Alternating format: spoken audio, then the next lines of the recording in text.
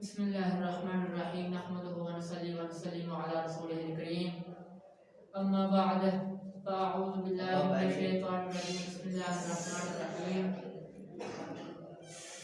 قال اللہ تعالی فی القرآن المجید والفرقان الحمید فإن تنازعتم في شيء فردوه إلى الله والرسول آمنت بالله صدق الله العظيم وصدق رسوله النبي الكريم الأمين الرؤوف الرحيم إن الله وملائكته يصلون على النبي يا أيها الذين آمنوا صلوا عليه وسلموا تسليما الصلاة والسلام عليك يا سيدي يا رسول الله الصلاة والسلام عليك يا سيدي يا حبيب الله وعلى آلك وأصحابك يا سيدي يا خاتم النبيين. سامنے وقار اللہ تبارک و تعالی نے قرآن کریم فرقان حمید میں ارشاد فرمایا فَإِن تَنَازَعْتُمْ فِي شَيْءٍ فَرُدُّوهُ إِلَى اللَّهِ وَرَسُولِهِ کہ اگر تمہارا کسی بات پر جھگڑا ہو جائے، کسی بات پر اختلاف پیدا ہو جائے تو تم اسے اللہ اور اس کے رسول کی بارگاہ میں لے آؤ. ان کنتم مؤمنین اگر تم ہو ایمان والے. سامنے وقار حضرت محترم اہل سنت و جماعت ایک نعرہ لگاتی ہے لبیک لبیک لبیک یا رسول اللہ صلی اللہ علیہ وسلم. یہ نعرہ لگاتی ہے اور علماء نجدی تو ہیں یہ ہم پر لگاتے ہیں شرک کا فتویٰ کہ یہ شرک ہے. اہل شرک قبر پرستوں کا گھڑا ہوا نعرہ لبیک لبیک لبیک یا رسول اللہ. دیکھیں شرک کیوں کہتے ہیں؟ وہ شرک کہتے ہیں کہ دیکھیں اصل جو ہے وہ یہ ہے لبیک اللہم لبیک. اس کے مقابلے میں ہم نے یہ نعرہ بنایا ہوا لبیک یا رسول اللہ. حالانکہ ایسی بات نہیں ہے، ان دونوں کا ہم نے کسی قسم کا کوئی مقابلہ نہیں رکھا ہوا کہ ایک دوسرے کے مقابلے میں ہے. دوسری بات لبیک یا رسول اللہ کہنے کے لیے کسی حیت کا ہونا ضروری نہیں ہے کہ احرام باندھا ہو یا اس حالت میں ہو تو پھر کہہ سکتے ہیں، اس حالت میں ہو تو پھر کہہ سکتے ہیں. لیکن جو ہے لبیک اللہم لبیک یہ آپ اس کے لیے احرام کا باندھنا ضروری ہے. حج کی نیت ہو یا عمرے کی نیت ہو پھر یہ نعرہ لگتا ہے لبیک اللہم لبیک، نہیں تو لبیک یا رسول اللہ. اب جس بھی حالت میں چاہے لگا سکتا ہے. لہٰذا اس حساب سے بھی ایک دوسرے کے مقابلے میں نہیں آتے، یہ ایسے بھی شرک نہیں بنتا. تیسری بات ہے لبیک اللہم لبیک یہ عبادت کی نیت سے ہوتا ہے کہ ہم اللہ تعالیٰ کی عبادت کرتے ہیں. لیکن جو ہے لبیک یا رسول اللہ صلی اللہ علیہ وسلم اس میں عبادت کا نہیں ہے کہ ہم آپ کی عبادت کرتے ہیں، بلکہ اس کا جو مطلب یہ ہے کہ مقیم علی طاعتک یا رسول اللہ کہ اے اللہ کے رسول ہم آپ کی اطاعت پر قائم ہیں، ہم آپ کی اطاعت کریں گے. اس کا مطلب لبیک یا رسول اللہ کا یہ ہے. تو کیا حضور صلی اللہ علیہ وسلم کی اطاعت کرنا شرک ہے؟ اگر آپ یہ بھی لگا لیں صاحب کہ ادھر جناب لبیک ہے ادھر بھی لبیک ہے تو دیکھیں اللہ تبارک و تعالی نے قرآن کریم فرقان حمید میں ارشاد فرمایا اطیعوا اللہ و اطیعوا الرسول. اللہ کی بھی اطاعت کرو اور اس کے رسول کی بھی اطاعت کرو. لفظ ایک ہے لیکن دونوں ذات کی طرف منسوب ہے. تو کیا یہ شرک ہو گیا؟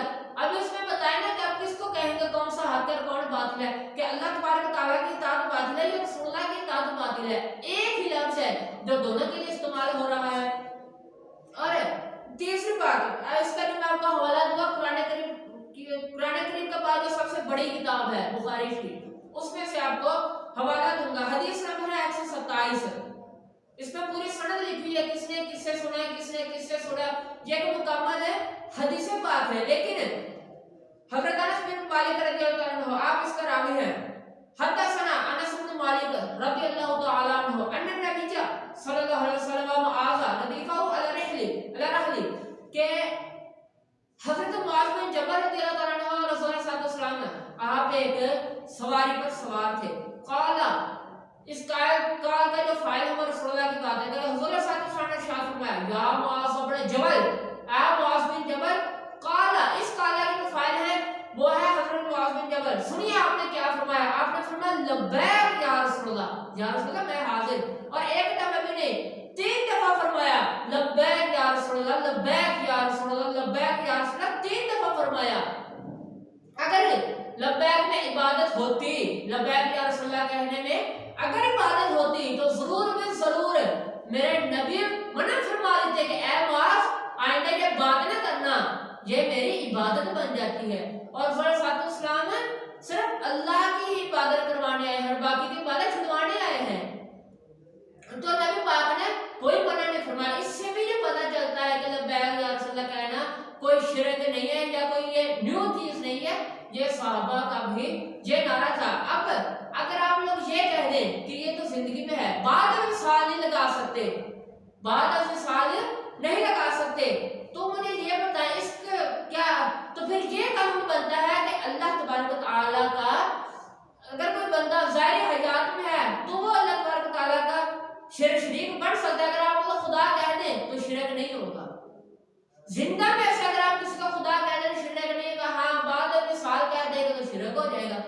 اگر آپ کسی کو زندگی میں سجدہ کر دیں، عبادت کا سجدہ زندگی میں کر دیں تو شرک نہیں ہوگا، لیکن بعد مثال کر دیں تو شرک ہو جائے گا۔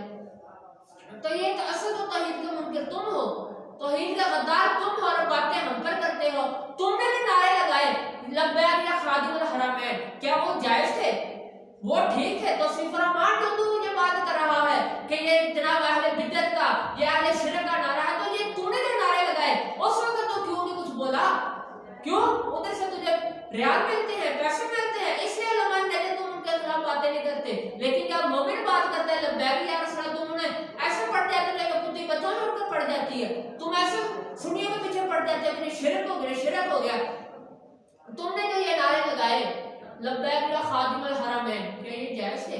اور دوسری بات اگر بعد مثال کی بات کر لیں، جنگ یمامہ کا واقعہ پڑھو، البدایہ و نہایہ، اس پہ پڑھ کر دیکھو کہ حضرت خالد بن ولید رضی اللہ عنہ اور جب مسیلمہ کذاب کا لشکر آپ کے سامنے ہوا تو پھر حضرت خالد بن ولید رضی اللہ عنہ نے خط لکھا صدیق اکبر کو کہ اے پیارے صدیق، ہم یہاں پر ایک مسئلے میں ہیں، ایک پریشانی ہے، اور پریشانی یہ ہے کہ ہم بھی کہہ رہے ہیں کہ اللہ اکبر، اور مسیلمہ کذاب کا لشکر بھی کہہ رہا ہے کہ اللہ اکبر، تو ہمیں پتہ نہیں چل رہا کہ دشمن کون ہے، دوست کون ہے، اپنا کون ہے، بیگانہ کون ہے، ہمیں کچھ پتہ نہیں چل رہا، لہٰذا آپ ہمیں کچھ ایسا بتائیں کہ ہمیں پتہ چل جائے کہ یہ ہمارا دشمن ہے، یہ ہمارا دوست ہے۔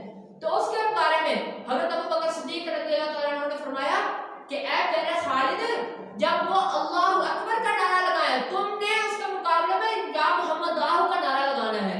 اب بتائیں کہ اگر آپ کو یہ بات مان لی جائے کہ یا رسول اللہ کہنا شرک ہے، تو حضرت ابوبکر پر شرک کا فتویٰ لگتا ہے، کہنا نا کہ مشرک اکبر، جو ہم کہتے ہیں صدیق اکبر، تم لوگ کہتے ہیں صدیق اکبر، کہو نا مشرک اکبر، اور 36,000 کا لشکر مسیلمہ کذاب کے مقابلے میں کھڑا تھا صحابہ کا، کہو نا وہ 36,000 کے مشرک تھے، ان پر کیوں نہیں پھر فتویٰ لگاتے؟ اس حساب سے تو وہ بھی مشرک بنتے ہیں۔ اور دوسری بات، کربلا کے موقع پر حضرت زین العابدین نے کربلا کے میدان میں کھڑا ہو کر مدینہ شریف میں رسول اللہ کو پکارا، یا رحمت للعالمین ادرک لزین العابدین، یہ قصیدہ امام زین العابدین پڑھو، اس میں یہ شعر لکھا ہوا ہے۔ حضرت زینب رضی اللہ عنہا آپ نے حضور صلی اللہ علیہ وسلم کو کربلا میں کھڑے ہو کر پکارا، یا رحمت للعالمین یا محمد آہو ہذا حسین، یہ حسین ہے، اے میرے نانا جان یہ حسین ہے، کربلا میں کھڑے ہو کر وہاں حضور کو پکارا، تو کیا وہ شرک ہو گیا؟ بعد وصال پکارا، کیا وہ شرک ہو گیا؟ تو اس حساب سے تو کوئی بھی امت میں مسلم نہیں بچتا۔ تو کیا تم علیحدہ ایک توحید لے کر آ گئے ہو؟ حالانکہ توحید کے غدار تم خود ہو، خود ہو تم لوگ توحید کے غدار۔ اگر لبیک یا رسول اللہ کہنا شرک ہے تو لبیک یا خادم الحرمین کہنا کیسے جائز ہو گیا؟ ان کے خلاف تم اس لیے بات نہیں کرتے کہ تمہیں وہاں سے ریال ملتے ہیں، اگر ان کے ریالوں کا خیال کرتے ہو لال شیطان اور لال شیطان، تو پھر رسول اللہ کا بھی خیال کر، آمنہ کے لال کا بھی خیال کر، اس کا بھی کچھ شرم حیا کر۔ تو ریالوں کی خاطر مسلمانوں کو مشرک کہا جا رہا ہے، حضور صلی اللہ علیہ وسلم کے در سے حضور کی امت کو دور کیے جا رہا ہے، اور تو اپنی شیطانیت پھیلا رہا ہے، اور تو کہتا ہے کہ ہم توحید والے ہیں۔ تم ہر قسم بھی توحید والے نہیں ہو، اور میں پورے علماء نجد کو اس بات کا چیلنج دیتا ہوں کہ تم لوگ زیادہ نہیں نہ کہتا، فقط ایک عقیدہ تم لوگ اپنا قرآن کے مطابق ثابت کر کے دکھاؤ کہ یہ عقیدہ ہمارا قرآن کے عین مطابق ہے۔ میں تمہیں چیلنج دیتا ہوں، ہمیں بتاؤ اہل سنت و جماعت کہ کون سا عقیدہ ہے جو قرآن کے خلاف ہے، میں تم کو ثابت کر کے دوں گا۔ احسان سوال سے لے کر حضور صلی اللہ علیہ وسلم کو مدد کے لیے پکارنا، یہ سب میں آپ کو قرآن سے دکھاؤں گا۔ اگر آپ میں ہمت ہے، علماء نجد اگر تم میں ہمت ہے، علماء دیوبند اگر تم میں ہمت ہے، تو یہ ثابت کر کے دکھاؤ کہ یہ ہمارا قرآن کے مطابق عقیدہ ہے، جس کے مطابق عقیدہ ہے۔ میں آپ کے جواب کا انتظار کروں گا۔